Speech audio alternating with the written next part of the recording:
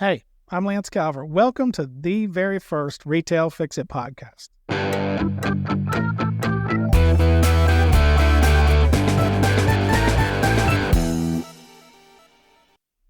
Retail Fix-It is a national facility maintenance management company. We perform repairs for multi-location commercial facility owners. So whether you own 10 stores or 5,000 stores, whatever trade it is, we can be anywhere in the country to do these repairs for you. We're starting this podcast at a very special time. We've been doing this for 25 years. We feel this is a calling. We've got some things to get out there. We're glad you've joined us. We look forward to doing many of these and growing together in community, but we have some purpose in this. We're going to have guests and we're going to learn together and explore together, but you're going to learn keys and concepts about this industry. You're going to learn about Retail Fix and what we're doing to change it. So today we're going to talk about our beginnings. How did Retail Fix-It begin and where did I get started? Well, I grew up in construction with my dad. I knew everything about construction, but I didn't know anything about national facility maintenance. But we did everything. I mean, I worked in commercial construction, residential construction, and for years and years, every single trade, very hands-on. Then my dad one day handed me a work order to go do a glass break at a Gadzooks retail store at Town Center Mall. And I'd read the paperwork.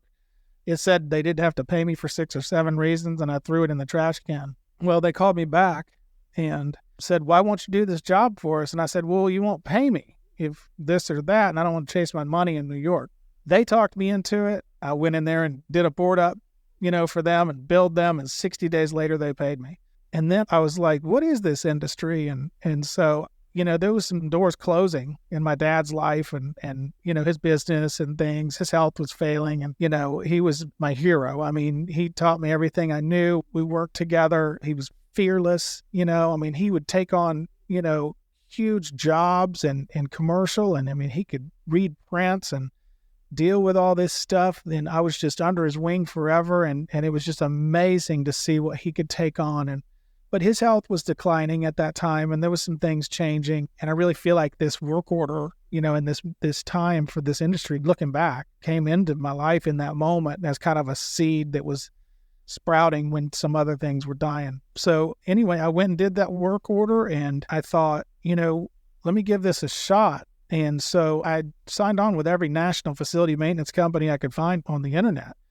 I'd stay up all night searching for these companies and registering with them. And next thing you know, they're sending me jobs. And next thing you know, I'm bouncing around town doing repairs in every mall store and different kind of commercial facility that was nationally branded that you could think of. I knew how to do all the work. I had all the tools, and that's what I did.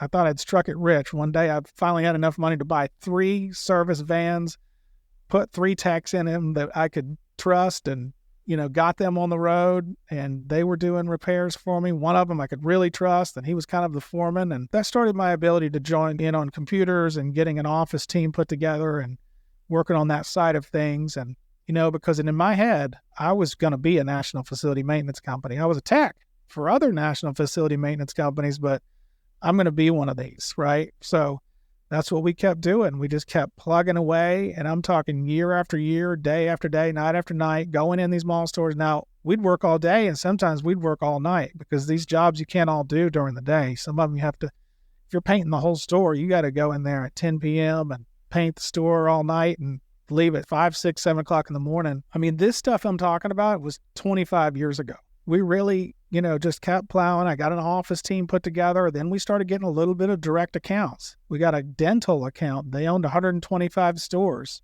15 of them were local, but 80 of them were in Florida. We grew that account. It was a direct account. This wasn't a national facility maintenance company. This was a direct dental corporation that entrusted us to every repair, every trade that they had to do the repairs. We did remodels and handyman, electrical, HVAC, and all those HVAC units in Florida on the coast. They get a lot of wear from salt water and all that kind of thing. So we were busy and we were off to the races after a few years. And it was, a lot of hard work, but it was exciting. We kept going. Here we are 25 years later, and we've got an incredible team of people. But we realized that there was some things in this industry that really needed to change. Having grown up as a tech, I was understanding some disconnects between those companies and myself as a tech. And what we're doing now is a fundamental growth and impact on this business based on that knowledge. So we have an absolute purpose in this industry to really revolutionize this industry from that knowledge of being a tech, working for these companies, and where that disconnect is and some of the keys that it's going to take to reform it and create relationships between these big corporations, the national facility maintenance company like ours, and the service providers. And how can that work where everybody can win and everybody knows what's going on? The deliverables to the customers are key. And they've got to have transparency, they've got to have quality, they've got to have controlled cost. And how do we do that with service providers all over the country and still make them happy and really feel like they're not really big brothered or overburdened with paperwork and things that cause double work? So we're going to get into some of those keys on future episodes. We're glad you're here with us today. This is how we got started. We're excited to do more episodes, get into some of those fundamentals. We've got a lot to go over. Retail Fix-It is going to fundamentally transform this industry because we know what it's like to be the technician in the field. And there are major disconnects that are still in place. It's being handled in a way that's inefficient from a lot of companies. And there's some things that we're going to do to absolutely make it to where everybody wins. And that's what's key. And that's what's possible. And that's what should happen. And that's what is going to happen. And it's important because, you're talking about major companies who have stores all over the country. They've got a big swath of our economy running from their stores. You've got a lot of repair work needing done at all these locations. Well, that's a lot of grassroots local service providers that they depend on to get these repairs done. And so what's the approach to these local people? How can they be approached appropriately and be brought into it?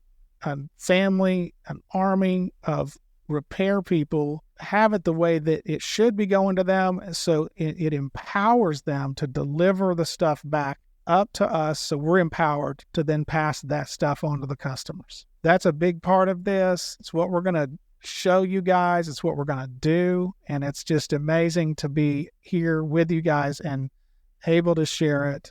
We look forward to seeing you again on the next podcast. Be sure and like, subscribe, follow, share, ring the bell. Thank you for joining us, and we'll see you next time on the Retail Fix-It podcast.